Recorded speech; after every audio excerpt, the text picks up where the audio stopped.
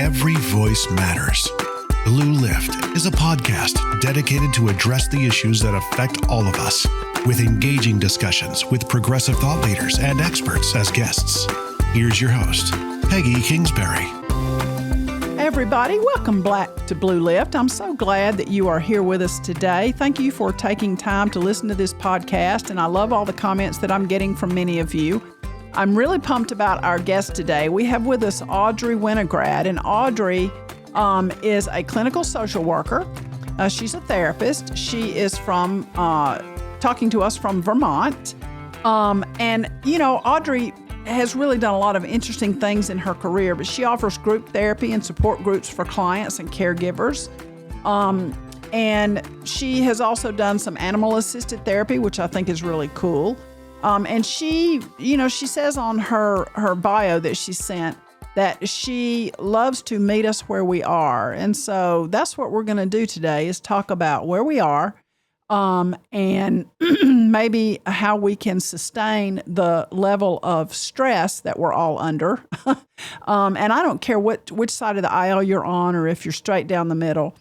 It's a bit of a stressful time for the country. Changes are taking place, and some people love all the changes. Some people hate all the changes. Most people, I think, are somewhere in the middle. They don't like some, they love some, and, you know, we're sort of living in the middle. But I think it is true, Audrey, that there is a lot of stress on us all right now with the changes that are taking place. Are you seeing that with a lot of your clients, that people are struggling a bit with all of this? I can't think of a single client that's not struggling with this. Well, that's interesting. I can believe that's true, because I don't know anyone that's not having a tough time. And, you know, what I find is that people sometimes then just completely check out of the whole thing. And as someone who's interested in democracy, I find that very sad, because I think it's important that we all stay engaged in our democracy. It's certainly to the point of voting knowledgeably, I think, is very important. So if we check out completely, we can't even do that. But let's talk a little bit about, when I think about all the stress that's upon all of us, I think about anxiety. And I'm not sure that I understand completely what anxiety is, how I know when I'm experiencing anxiety, as opposed to just general, maybe anger or an unsettled feeling about something. When it crosses over to anxiety, I see that as a bit of a different level. So talk to us a little bit about anxiety in general. Sure. So first, I want to say that anxiety is a normal physiological response. And in my work with clients that come into the anxiety care center, they always want to get rid of anxiety. And I wish I had that magic wand. We can't get rid of anxiety because it's built into our physiology. It's supposed to be there in our system. It warns us of any kind of danger. We can think of it as the animal who is, or even us, hiking in the woods and concerned that perhaps there's a bear in the woods. And so whenever there's any kind of perceived or actual threat, our anxiety system, which is in the limbic system of our brain, goes into effect. And it's supposed to do that. So for your viewers and your listeners, know that anxiety is normal. And I will define a little bit about how you know it's anxiety and what we can do about it. We'll talk about that later. But anxiety as an emotion, first of all, is normal. So let's accept that. Okay. And I also want to say that there are core emotions that we're going to get to in a little bit. Core emotions that all of us have. We will recognize this in our pets. We will recognize this in ourselves. Maybe even in insects. I'm not quite sure about that. I don't know the science on that. But they show up. Anxiety shows up as symptoms. It could be kind of itchiness and uncomfortableness in our body. It could show up as excessive worry, persistent, overwhelming, intrusive thoughts, things like that. Restlessness or feeling on edge. That's that kind of can't get comfortable feeling. Many times what you were talking about is the shutting down, is fatigue. That's going the other way. So sometimes we go what's called hyper, and sometimes we go hypo, which is the fatigue, that feeling unusually tired or without significant drive to be physically active. We also have that difficulty concentrating. Sometimes people will describe going blank or brain fog. And then the physical symptoms that are often associated with it: muscle tension, jaw tension, increased heart rate, sweating, or nausea or dizziness, headaches, stomach, or other digestive issues. So, those are just some of the symptoms of anxiety. But how is it different? I just want to quickly let you know that it's different than other emotions. It's different than our core emotions of fear or anger or sadness, disgust, joy, or excitement. It's different in that it's an inhibitory emotion. It's an emotion that purposely tamps down the other emotions.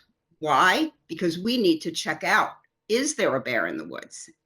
Is there something that might be a threat? So what you're saying is then when we begin to feel anxiety, the other emotions just sort of fade away because we're focused on the whatever's causing the anxiety or the anxiety That's itself. exactly right. Exactly right. Okay. Yeah. Mm-hmm.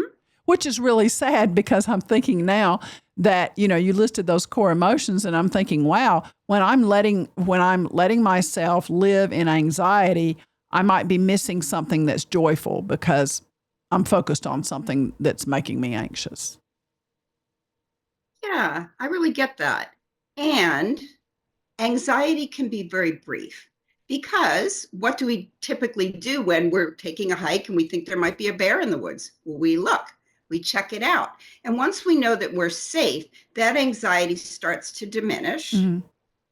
And then we can be more open-hearted and free to experience other emotions, other things that we take in. And we can talk about strategies around that, but I know we want to get to, in particular, political distress and how that affects anxiety. Well, and I love what you're saying because I can see how anxiety can be helpful to us when we are, in a dangerous situation and we do need to put everything else to the side and just think about what that threat is.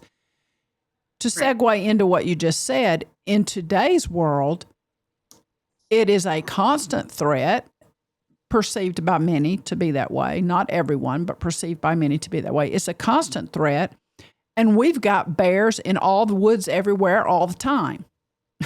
So when we're dealing with this, big group of bears coming at us every minute of every day, what do we do with all of that? How can we protect our, I'm thinking, how can we protect our hearts and our souls so that we're not missing all of the other wonderful core emotions?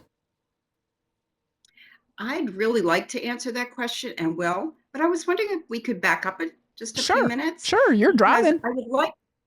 I'd like to share with you some segments of some sessions. It won't take too long, so that those listening and watching can actually get a sense for what people are feeling, and maybe this will normalize their own emotions. And good. Then we can talk about how we can move through it, because we have to move through anxiety. We can't kick it out because of the fact that it needs to be there. It needs to be in our system. So is this okay for me to do? Oh, go for it, please. Okay, great. Yeah, so a young 40-year-old mom of about 3 joins the session, and I'm just going to read this because this is coming right from my session. She's holding her breath. I can see that when she joins in. And she says, "I'm really struggling to cope with what's going on. It seems to be taking years off my life. It's taking so much out of me, and I don't even know what to do. Should I get a new job?" So she is a federal employee. "Does that even matter? What kind of world will there even be in the future? Is there any segment of life that won't be affected?" All those bears in the woods, right? "Should I be leaving this country?" The client then went on and said, "I had a dream that a tidal wave was coming, and I don't." And notice the present tense of what she says. "And I don't even know what the threat is." And we'll return to that and how that impacts anxiety. Is it war? Is it financial? All this client knew is that in her dream, there's a tidal wave coming, and she rarely reports dreams. And she's grabbing her son and doesn't even see the shore to run to. That's pretty frightening. It is. Yeah. So she said, I don't even know what to be afraid of, how to protect myself and my family. I feel sick to my stomach. Here's the symptoms, with a lump in my throat all the time. Kids are a distraction. So certainly family life and work can be a distraction. But even when she and other clients are alone or at work or trying to busy themselves, they are really under quite a bit of stress. And then she put her hand over her eyes and she said, I feel alone with this. And I'm hoping today that we can all be together and we can undo some of that aloneness, because you're not alone. None of us are alone in this.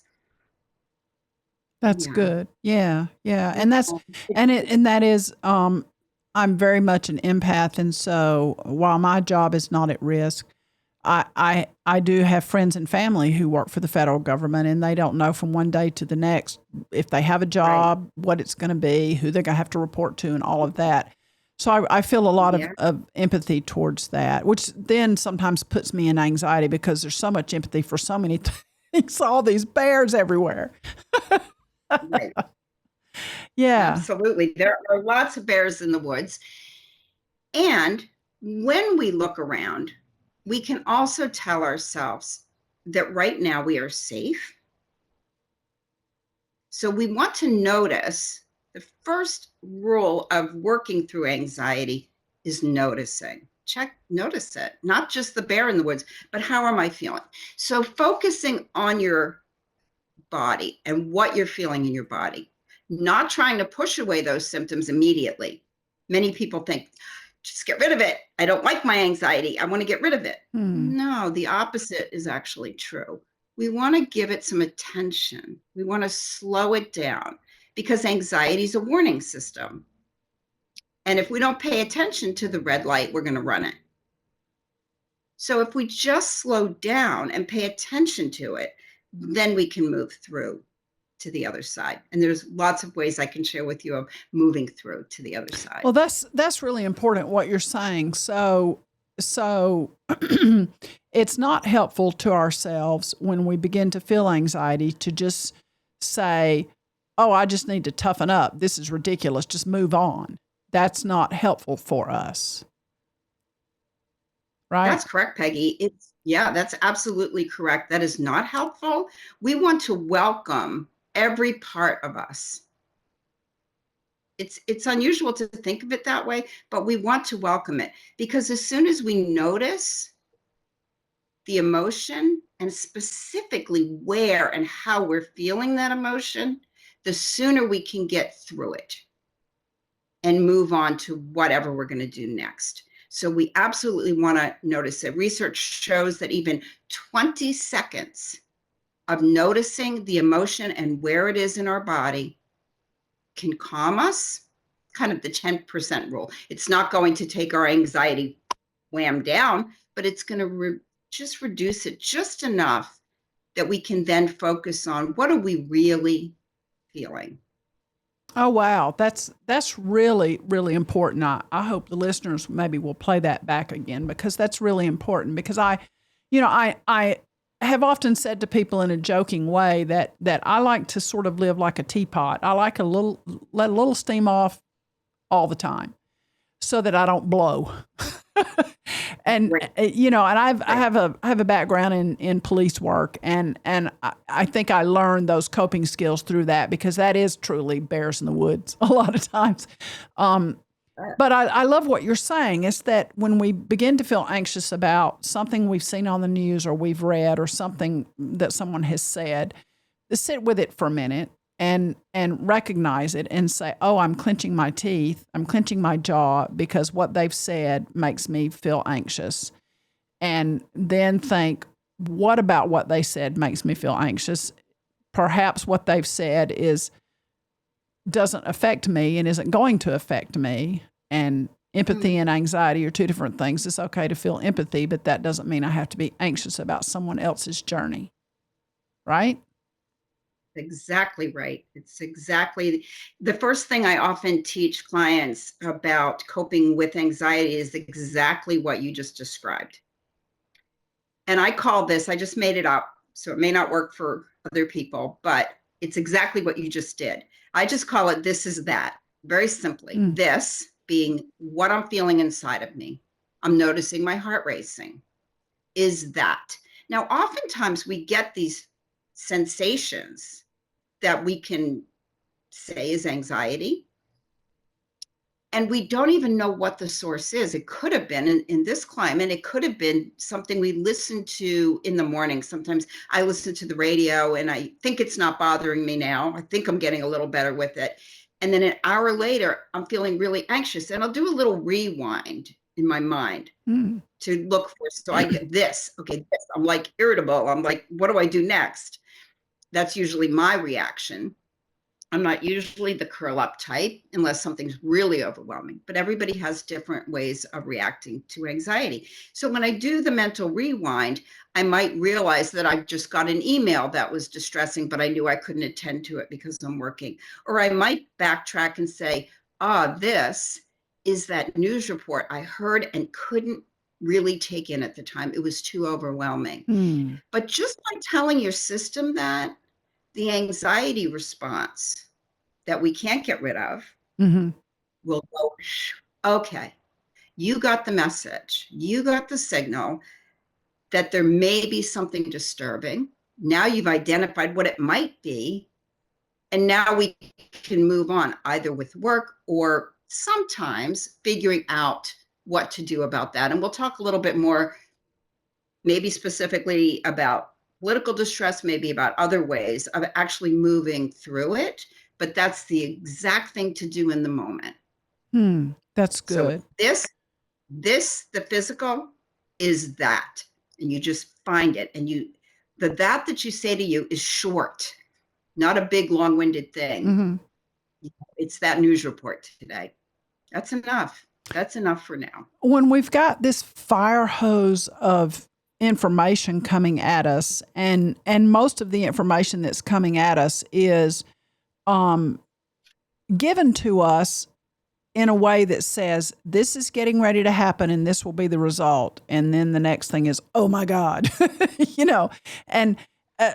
we've got this fire hose of information coming to us, and I struggle with, and I think a lot of my listeners do too, with staying engaged at an appropriate level as opposed to just checking out.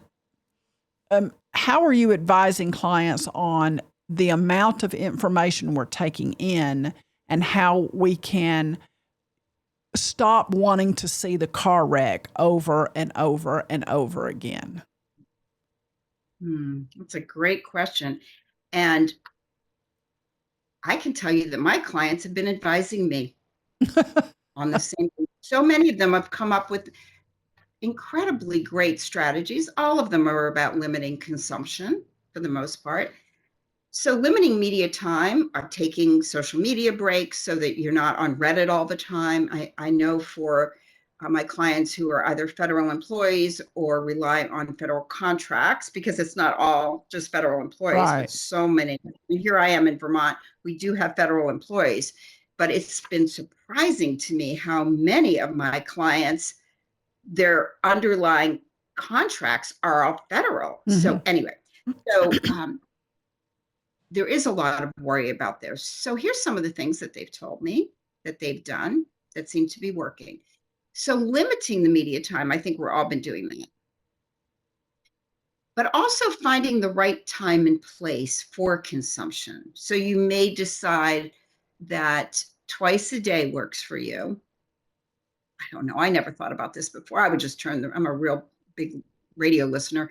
I would just turn that radio on all the time. And now I think to myself, remember, going back to noticing what's going on in our body also tells us what our window of tolerance is at that particular time. So if I'm already stressed about something else, I'm not going to do it then.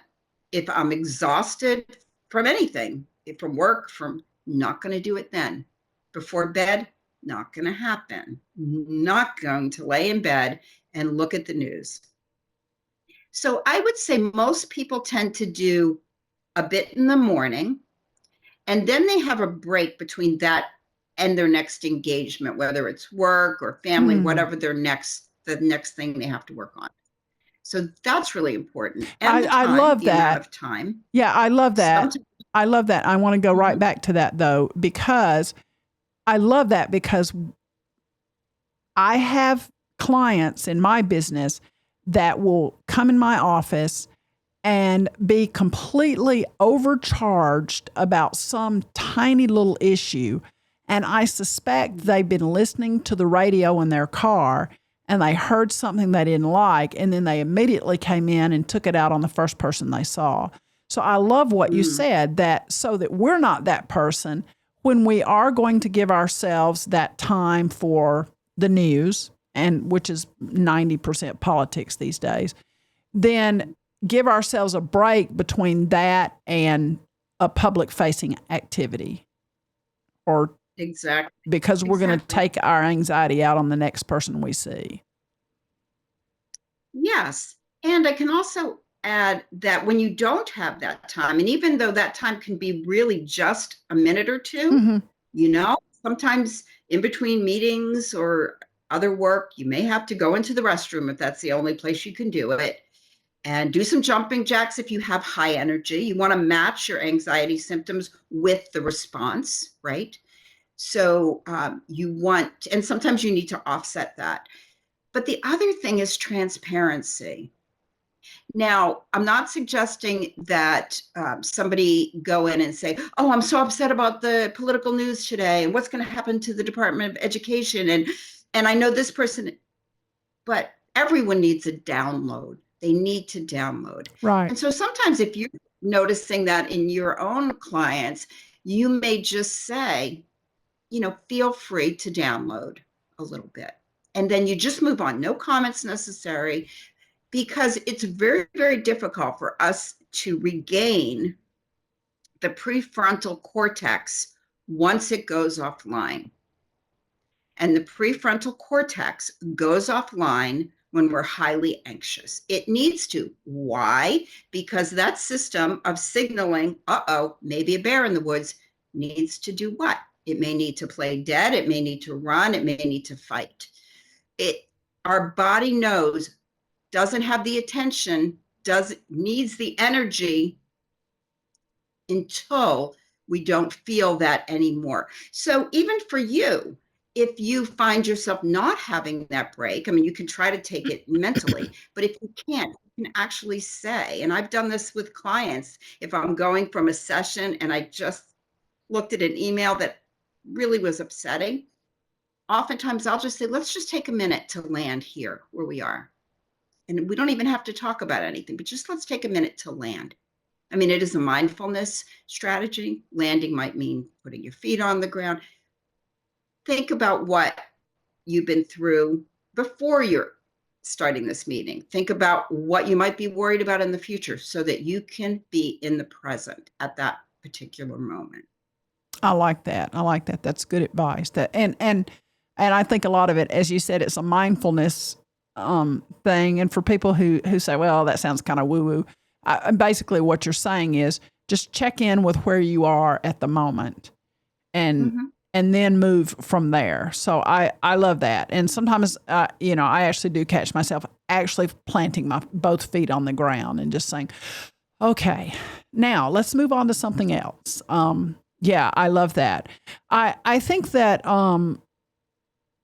I see some people now in the circles that I deal in, which are, as most of my listeners know, I deal in the politics realm to an extent, in the activism realm, and I am seeing a lot of people in that huge circle that I'm part of dive into activism in ways to me that seem, and I'm making a judgment here, which is probably not fair, but it seems a bit unhealthy because they just go 100% into something to the detriment of their family, their relationships, their other obligations. And I sense that is them trying to deal with everything that's going on. And also then there is, quite frankly, Audrey, then there is some shaming when other people don't also get as engaged as they are. They say, don't you even care about this? And I'm thinking, yeah, I care about so many things, but I've got my circle of influence and I need to kind of stay in my lane on this one. Yes, I care about that and I'll think about it. But I can't be at every march protest. I can't be writing a letter to every senator every day. I can't, it's just so overwhelming sometimes. How can we work with that? And how can we help maybe our friends or acquaintances who we see are getting into that sort of lane where they're just obsessed with something? Yeah. I do have the first part of your question. I actually have something that I'd like to share as a strategy. I'll hold it up. Maybe we should have exchanged this, but any of your listeners or viewers can just draw a Venn diagram, which is just overlap cells, right? So for those, So for those who are listening, describe that. Yeah, I will. Yeah. So a Venn diagram, all you need to do is take a piece of paper, maybe put it in landscape mode so it's a little wider, and you draw a circle on the left, maybe like an egg-shaped one. And then you draw one on the right, but you leave that intersecting part Got it, where they overlap. So Venn diagram, yeah, exactly. A Venn diagram, VENN, is simply overlapping circles, and it's the part in the middle that we're going to talk about now. So if you've drawn this out, the left-hand circle has the emotional mind, which I hear is what the people you've been engaged with who become very overly active and maybe sometimes demanding that you're overly active. So let's say that's the emotional mind, and I'll describe that. On the right-hand circle is the reasonable mind. Okay. And in the middle, where both intersect, is what therapists call the wise mind. Okay, the wise mind. So what does this mean, and how do we the wise mind? Yeah, how can I live in the middle? Exactly. How can I make decisions about my activities in the middle? Right. Now, we can't always do it. We're gonna operate out of emotionality. We're gonna scream and yell sometimes, and we're gonna make decisions when we shouldn't. So we have to also be compassionate toward ourselves that's gonna happen. There'll be other times when the reasonable mind takes over, and all we want to do is come up with a solution right now, get very active about it, because it really helps us with our emotions. When we can get out of that, we can work with something. We have something to move through. And problem solving is a wonderful way to be able to move through that, but you're missing something if you just jump from one to the other. So the emotional mind is when feelings alone are determining your decisions and behavior, right? You listen to your emotions, great thing to do, but you might act impulsively. You might act without regard for consequences, like the families and friends you're talking about who are taking the hit when somebody's doing so much activism. And the person who operates from the emotional mind might also be ignoring facts about how much time they have, how much time their family needs, how much time it takes to do laundry and grocery shopping, so and its effect on other people. So consequences and facts often get ignored when we operate from the emotional mind. The reasonable mind is when a situation is intellectually totally in what we used to call the left brain, without regard for emotions, completely without regard for emotions. So you make decisions based on facts. You may see yourself doing a spreadsheet or pros and cons, and that problem solving kind of work is wonderful, but you're ignoring your preferences. And oftentimes what people do when they operate in the reasonable, the analytical mind, is they do what they think they should do. And should is not a very happy term in a therapy office. We don't really want shoulds for ourselves as much as possible. We don't want to be telling ourselves, I should be doing this, I should be doing that, I should be woo, my brain hurts. So the wise mind is just a synthesis between emotions and reasons. You recognize and respect your feelings and those of others, and you respond in a way that's rational. And you come up with some problem solving. Again, it all goes back to, if there's one takeaway from today, noticing the emotion, just noticing it, being with it. It'll calm you down. The prefrontal cortex will come back online and you can move to problem solving.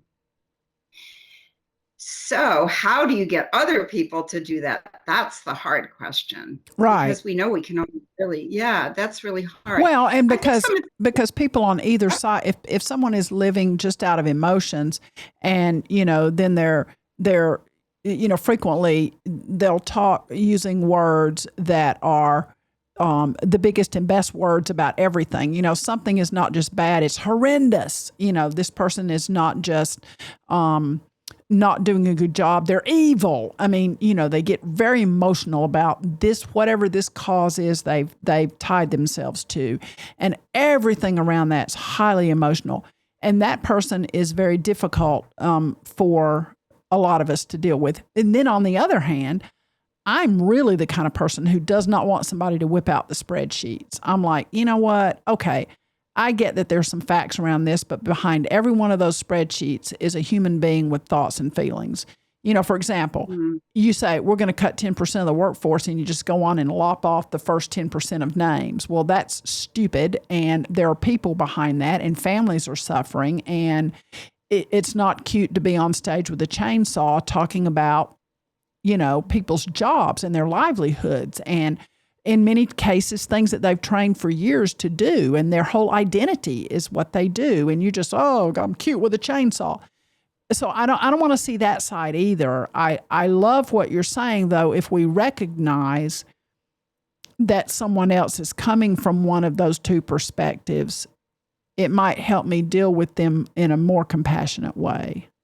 I don't want to be the friend who's giving people advice and saying, you're dealing straight from emotions. But help us figure out how we do deal with that. And then when they try to throw the guilt on us, they say, why aren't you, coming to this, that, or the other event? We've got this tomorrow night, that and the next night, and have you called all your legislators? Or they say, look at my spreadsheet. And you can see what the numbers really are. How do we process all that when we don't want to be on either side? Yeah, I love that. So let's start with the first. I believe your first challenge is that all of us have at times is dealing with the person who uses these horrendous words, big words, big emotions coming out. And so you don't need to say to them, oh, you should use the wise mind. I'll just take out my little diagram. No, you don't need to do that. No. Or you should go see. We don't even like the word should. So we don't want anyone, we as therapists don't want anyone to should have to go. You should go to a therapist. Right. Here's how you do it. You model it. So the person may say, this is so horrendous. I cannot believe this is going on. And then you say, yeah, it's calm, present. This is really hard. And you could say that to somebody on the other side of the aisle. This is really hard. Right. Yeah. And I can see that you're really concerned about this. I love that.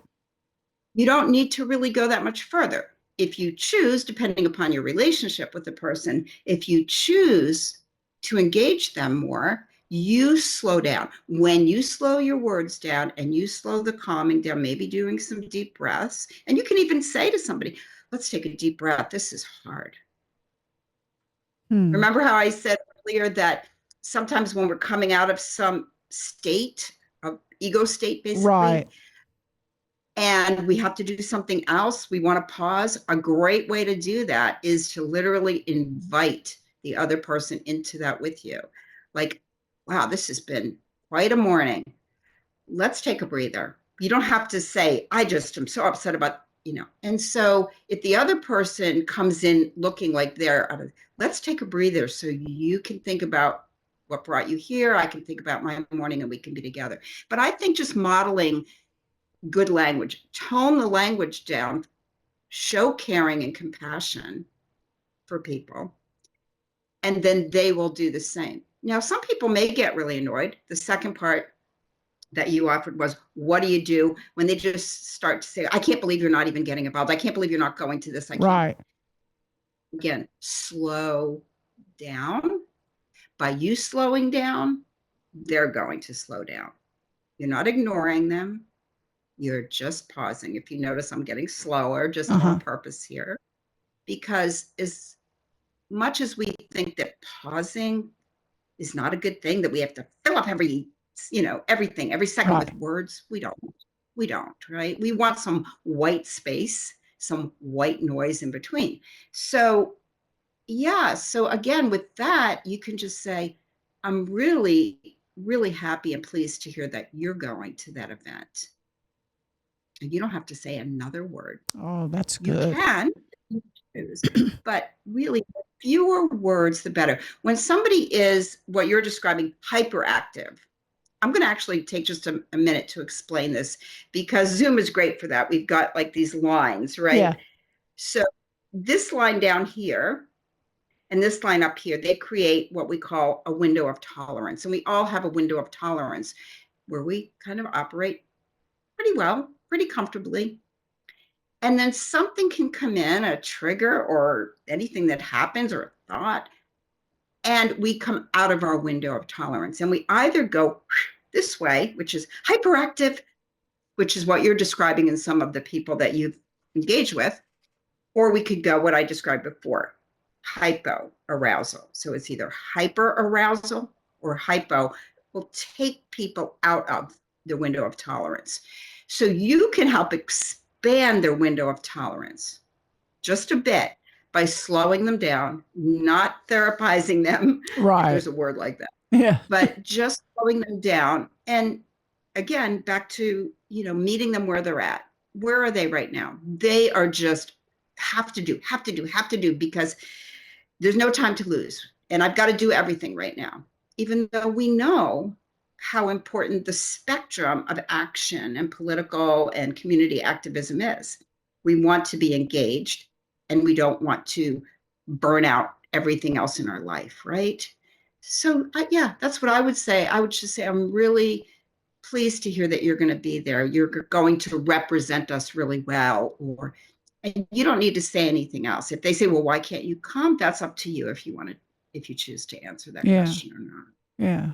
Oh, that's really good advice. That's good advice, because I do see the tendency for a lot of folks in this particular atmosphere to be very comfortable with their tribe, so a lot of times I will see people who are hyper into one particular issue, and, they want to be around other people who are as outraged as they are. Outrage is contagious, and some people enjoy outrage. And I think, in some ways I'm glad that we have some folks like that, because I'm glad that they can get out there and be all in on a particular topic, because, we all can't do everything. We can't be concerned about everything. And when we talk about anxiety, I want to ask you this, Audrey. How does a person know when it's time for them to get some medical help for the level of anxiety they're experiencing? Yeah. So, my goal as a therapist is to always encourage my clients to be their own best therapist. And it's that exact question that I often leave people with, especially when they're getting ready to pause or end therapy. How will you know that you're going to be on your own and okay on your own? And so really it's about knowing when your system is outside of that window of tolerance too much. Mm-hmm. Too much of the time you're either hyper or hypo. Okay, so you're either wild about something, or you're just folding into yourself and taking to the bed and putting the covers over your head. Exactly. Most of our life we spend in the middle. I my office is actually overlooks beautiful Lake Champlain, and I often will use that as a metaphor for where we want to be. Because typically the water is just moving along and we're okay. There'll be some times that we feel really, there's a wave that's coming in to crash. We don't want the tidal wave, right? For my client. Right. Then you know that's something that's not something you want to deal with on your own. You want some help around that. The other thing that we don't want is to drown, right? So I don't know if you remember, or if any of your listeners or viewers remember this old poster where this cat had their claws and they're trying to pull themselves out. They're basically hanging on a shelf. Right. And they've got their front claws in and they can barely get themselves up. So I often think of that.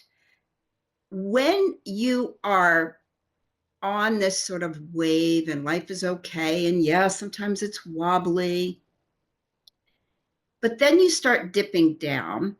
If you can't either rise up through the water, or to use the other metaphor, if those claws are starting to slip and you can't pull yourself back up, then you need to get some help, or you should. I said should. Yeah. No, I mean, yeah. I like that because I do think that a lot of people who are really experiencing a lot of the physical symptoms of anxiety right now are asking themselves, do I need to get some professional help? And do I need to consider some medication? And I think that's very good advice, is when we're the cat hanging on and we think we're not going to make it this time, we're just not going to make it. And that happens a lot. Then it's time to seek some help. I love that. Yeah. Yeah. I've heard a lot about mindfulness meditation. Now, a lot of my listeners are probably listening in the car, so we can't be telling them to close their eyes. So I listen to a lot of podcasts, and when they say that, I'm like, I've got to pull over now. I cannot do that right now. But how are your clients? Are your clients finding some success with various little tips to get their mind in a different place? And what are a few of those that you can leave us with? Sure. And I'm going to talk a little bit about what mindfulness is. Mm-hmm. Even for those people that are driving, there's an exercise that they can do without closing their eyes. Oh, good. With their both hands firmly on the wheel. 10 and 2. Got it. 10 and 2. So mindfulness, think about the word, right? Mindful, not mind empty. Many people are afraid of, or just, I can't do that meditation. I can't get rid of all my thoughts. Mindfulness and mindfulness meditation is never about getting rid of your thoughts. It wouldn't be called mindful. Oh, that's interesting. Yeah.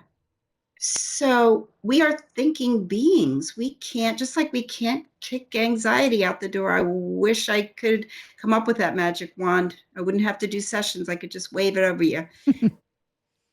The same thing is true about thoughts. We can't get rid of our thoughts. Not going to happen. So what do? Let's go back to the one takeaway from today that I hope your listeners and viewers get.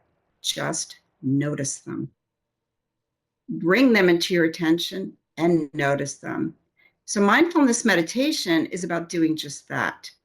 Now, when you do have the opportunity to close your eyes and to go into a meditative state and to really relax, then you're not taking in anything. You're not taking in your surroundings. Oh, that picture looks crooked on Zoom there. It's straight. And you're not taking that in, right? You're not taking that distraction in. So at the very least, when you engage in a mindfulness practice, which is just focusing on the present moment without judgment, thoughts are going to come in. You notice them. And then you let it go. And you typically let it go to either a mantra or the breath. But you notice them. If they come back, you do it again. And maybe if it's really something that's upsetting, maybe you take a few seconds, even in meditation, to say, okay, I'm going to make an appointment with myself for later, after this 20-minute meditation, to work on this. I'm going to get my paper and pen out and do that spreadsheet that you might not like so much, but a lot of people love because it makes them feel better. Okay. So we want to cultivate an awareness of thoughts and feelings. We want to cultivate an awareness of sensations and our environment as well. But we just want to notice the thoughts when they come in and let them go. So here's what typically gets us kind of distraught, and that are mixed emotions, especially ones that are polarized.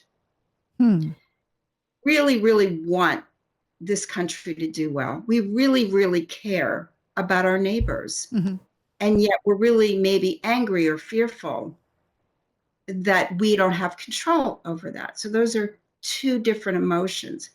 And one way that you can do, and for any listeners that are driving, again, just keep your hands comfortably at 10 and 2. No need to close your eyes for anybody. Just imagine in one hand. Now, if you are able, you can actually turn your hands up like this so that the palms are facing up like a cup. You could hold a little bit of water and slurp, and you just settle them. And you put one emotion that you're feeling in one hand and another emotion in the other.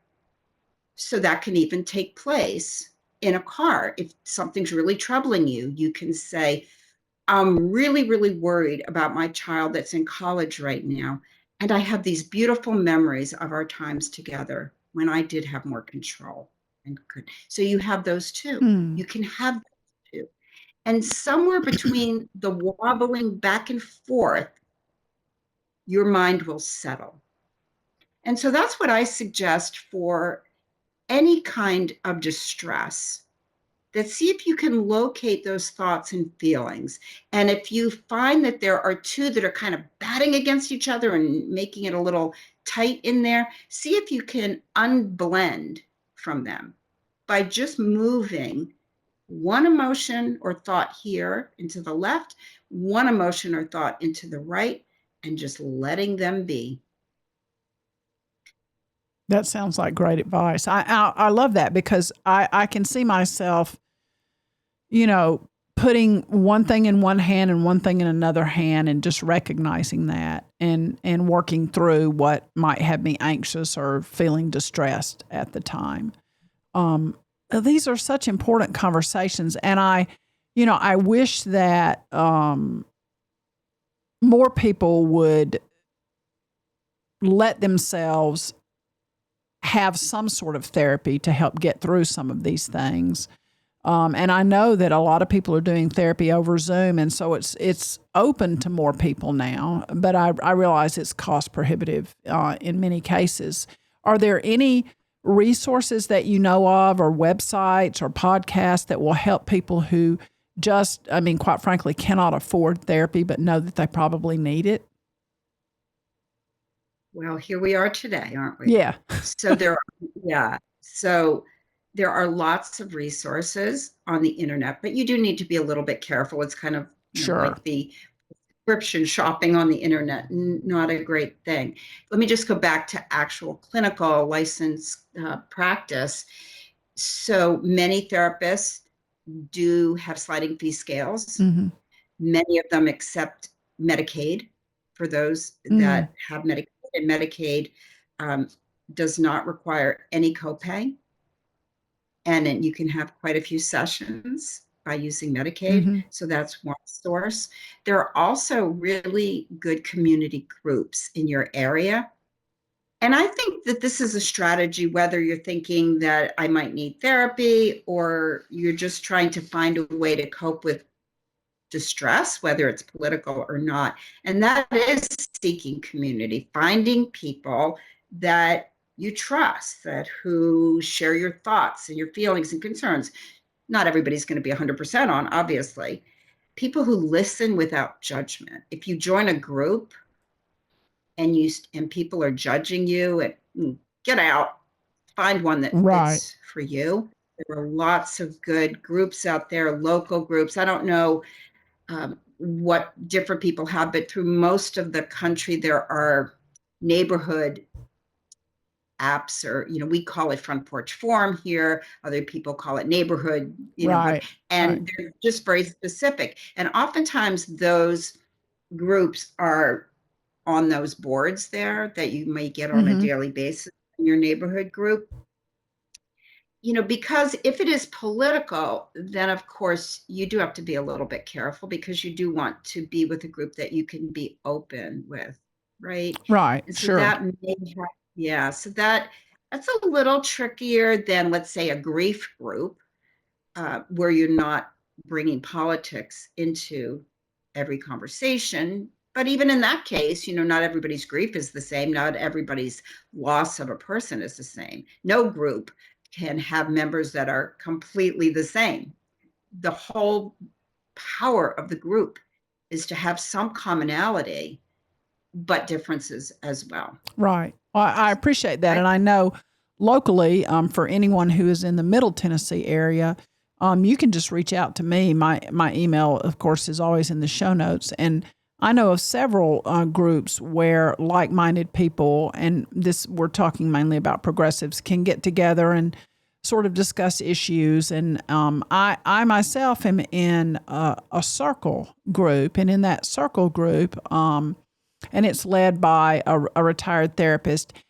And a group of us meet in her home, and there's a talking stick, and then they have the first topic that we'll be discussing for the day, and it's not usually politics. It's usually, I think one of the prompts was talk about how your family holidays were around the Christmas season.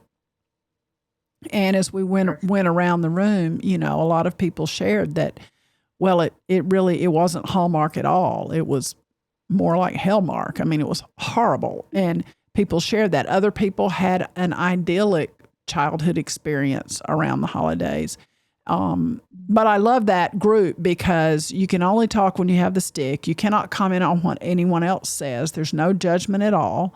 And then the next person, when they're ready to take the stick, they can talk, and they can really talk about anything they want, but the prompt is there just to sort of get things started. So I know there are a lot of groups like that are around, and that one's completely free. So I do think, I think your advice is good. Just Google what it is that you're looking for, and I bet you can probably find a way, to get some help with that.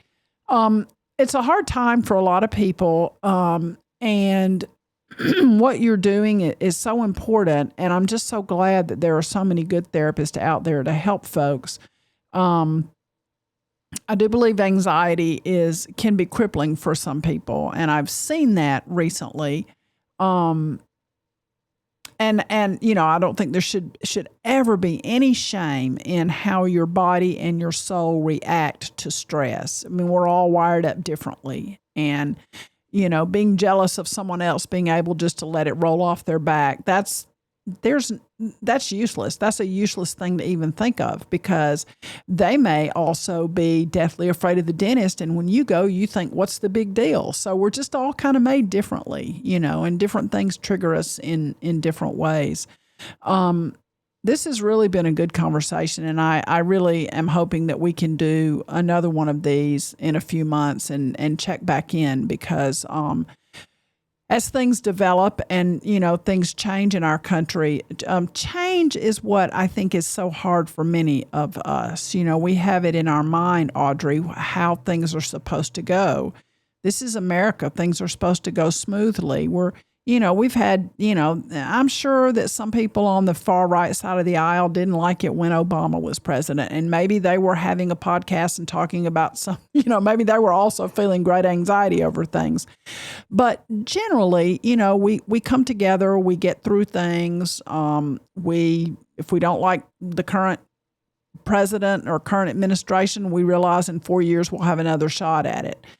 Right now, though, what we're in seems a bit different, and some days I feel like I'm in a mixing bowl and the beaters are coming down on me, and I think, are we making cookies? What are we making here? You're spinning me around. I don't know how to react. I just want to climb out. And I see that in a lot of people, and so I'm trying to be careful about giving myself grace and giving others grace. And you've said so many things today that will really help me with that. I love what you said about reacting to someone who is, completely immersed in a situation and they're using the big words, this is horrendous, this is horrible. I have a friend who uses the word panic a lot. She's panicking about something all the time. But I love what you said of just slowing down for a minute and responding with something that lets her know I care, but also that subtly lets her know I care, but I'm not getting on that train with you right now. Because I have to protect myself. And I think that's a worthy thing, right? To protect ourselves. Absolutely. Absolutely.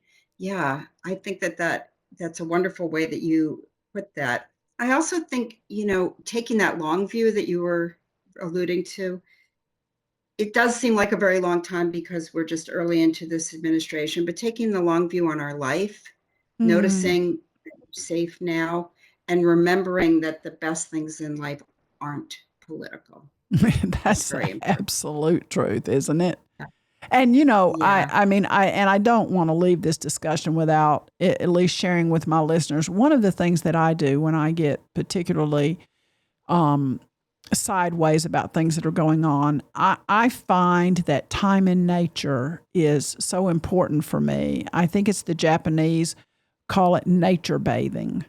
You just take a bath in nature. And if I can get on a trail, and it doesn't have to be strenuous. My husband and I love to hike, and we probably do hikes that are a little more robust than some people like to do, but we enjoy it. But even if it's just walking on the path in my neighborhood, and I can just look up at the trees and hear the birds and just let all of it go. And sometimes I won't even listen to anything. Sometimes I listen to podcasts and music or whatnot, or books on Audible, but sometimes I just get out in nature, and even the sound of my feet hitting the trail is very therapeutic for me.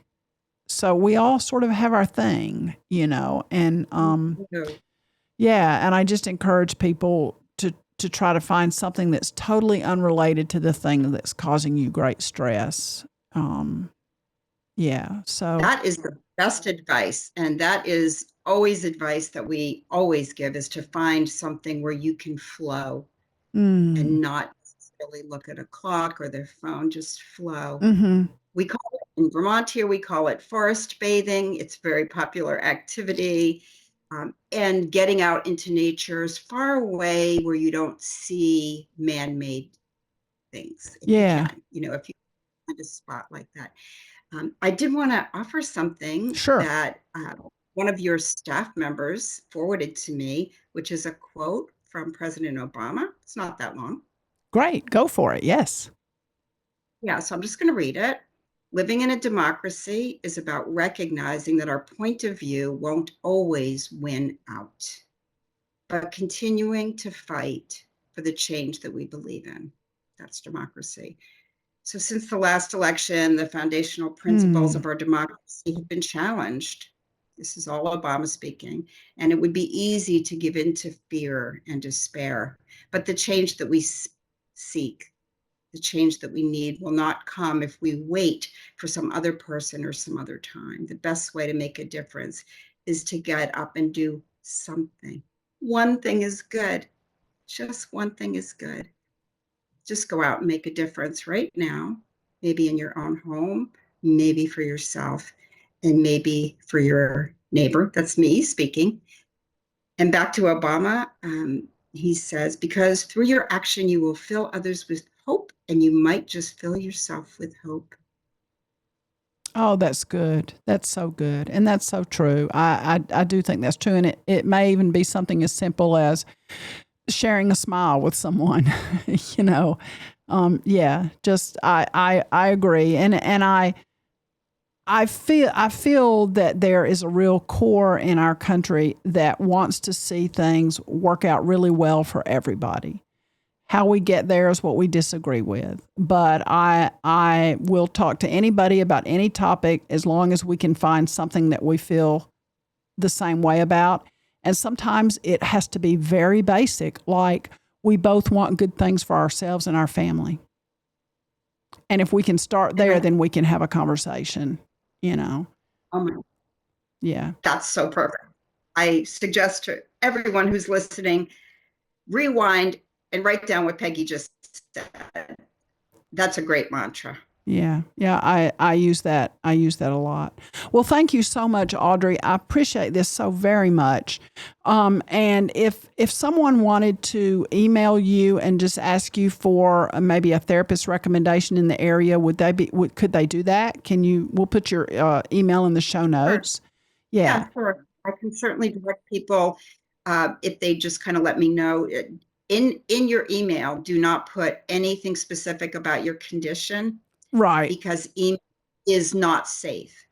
But if you email and say that I tuned into Peggy's Blue Lift podcast and would like to connect, then I can connect back. And my email is just my name that's on the screen, all one word, Audrey Winograd @gmail.com. Perfect.